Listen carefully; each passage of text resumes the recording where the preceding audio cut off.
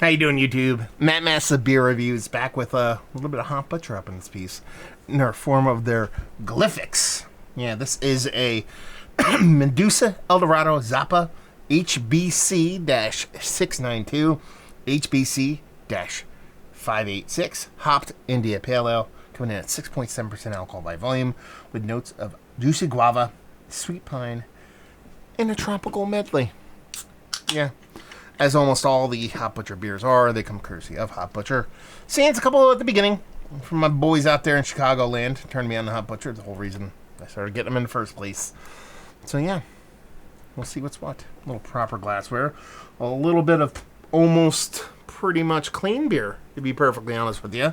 Or clear beer instead of clean beer. People want to say clean beer instead of clear beer. I don't know why. Like, well, it's alright. Not one of my favorite Jets of labels, but I get it. Yeah. So yeah, I mean, look at that. Dirty Glass Mafia aside, that's pretty clean beer. I keep doing it. I keep saying clean instead of clear. Soft little haze to it. There's got to be an agitator in this glass. I actually never noticed it before. There's got to be. Yeah, there's a big hop down the bottom. So pretty aggressive carbonation, but outside of that agitator, it's pretty uniform carbonation. Index finger, just over an index finger of a poopy pour into this glass. White as white could be head. Yeah, man, it has a rich kind of gold glow to it. So yeah, it looks like kind of old school kind of IPA. As I splash it and spill it everywhere. Let's see if we get a nose. Yeah, this is amped up, juiced up, hop fuck duggery, old school, clean IPA. Yeah, this is kind of like there's so much going on in here. There's 19 different levels of green, and there's all this kind of soft kind of fruitiness that I can't really peg my put my finger on it. And they said at the bottom here, what was it, tropical medley? That's kind of how it would mean to me.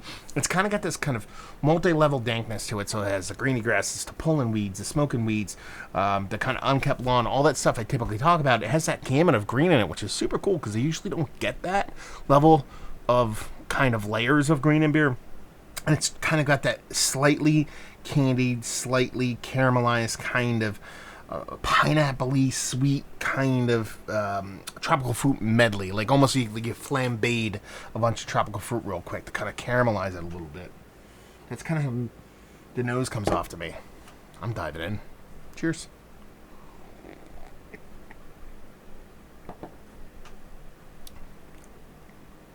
That's weird. I like this. Please work. That's one of my favorite labels in the longest time. It says, please work. I get it. I'm glad I didn't look at that until right when I tasted it. So this is super fresh. It's, a week old maybe. But it just says, please work.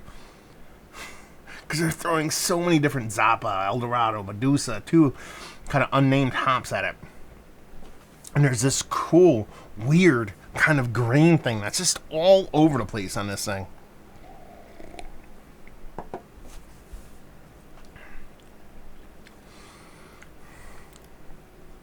Yeah. There's this... I don't even know, man. This is why I like Hot Butcher so much. Honestly, this is kind of like Merriam-Webster textbook dictionary of why I dig on their beer so much, is because this is straight up hop fuck duckery. Because there's so much going on in this from a hop standpoint. And it's done in such, they're taking all these weird new hops, they're putting it in a classically brewed kind of beer. That's just, people don't do that shit all that much. Yeah, I dig this. So it's think of pineapple, kiwi,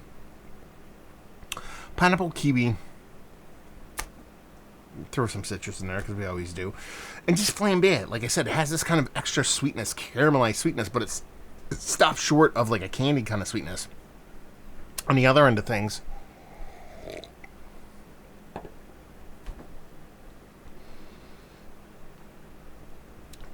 you have this compost heap of all these clippings. Like, think of your local kind of like co-op garden, and everybody bought the clippings for their lawn. And this dude's got crabgrass, and this dude's got a beautiful Bermuda grass. This dude over here is just straight up mowed down his fucking pot field because the cops are coming. Like, there's all these clippings thrown together, and that's kind of how the green comes off in this. And doesn't really make much sense. It's like so all over the place. It's like a schizophrenic green beer. But shit's so schizophrenic sometimes it kind of makes sense, you know? Vegetal green schizophrenia. That's what this tastes like. It tastes like if some crazy ass hops had multiple personalities and schizophrenia at the same time. They went to a shrink. And the shrink was like, tell me what you're thinking, buddy. But by tell me what you're thinking actually means let me eat you. Now we're getting into some personal Freudian shit right now. Yeah, it's just some weird vegetal green kind of craziness. Soylent Green if it was hop people. I don't know. Going off in tangents now because that's what happens when I get these kind of excitable kind of beers that just are weird. This is weird. It's weird in the most tasty way possible. Yeah, I love this beer. I love it. I think it's fantastic. Not overly sweet. Slightly caramelized. Pineapple, tropical fruit. A little bit of citrus on one end.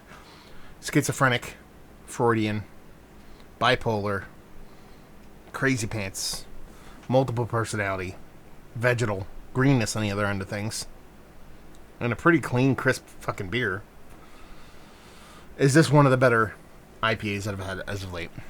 Yes. Okay. Is it Mount Rushmore status? It really wants to be there. Okay? It really wants to be there. Is it, though? It could be. It might not be. There's some debate to be had there. So many good hazies. Pause. Let's move over here. Is this one of the more interesting, because we pull this fucking card out of the hat every now and then. Is this one of the more interesting IPAs I've had as of late? It's fucking, not even king shit of fuck mountain. It's totalitarianism, straight up dictator of king shit fuck mountain. Like, this is just like, I'm ruling, all you motherfuckers go away. You can do your serfdoms and your fiefdoms and fivedoms and fodoms everywhere else, but I got this shit. This is my kingdom. That's where this beer lands. Hop Butcher Fuckduckery.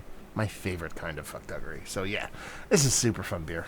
Thank you very much, Jeremiah, for sending this off. I mean, I love me some Hop Butcher. You guys know that. I love me a lot of breweries because, you know, my bias usually runs in breweries I like. And they do some fun stuff, and they really are killing it when it comes to the new school kind of hazy game in the same way a lot of people are doing those things. It's when they go out in the left field here. Is when they try these beers that they hope work. That really kind of, I don't know, pluck at my heartstrings. And this one is one of the better ones I've had of those. I think of Old School Traveling Scientists and those kind of beers. It's fucking delicious. Super fun. What else do you want me to say? Just fucking why I love beer. So there you go. If you like what we like this, if you like fucking weird beer.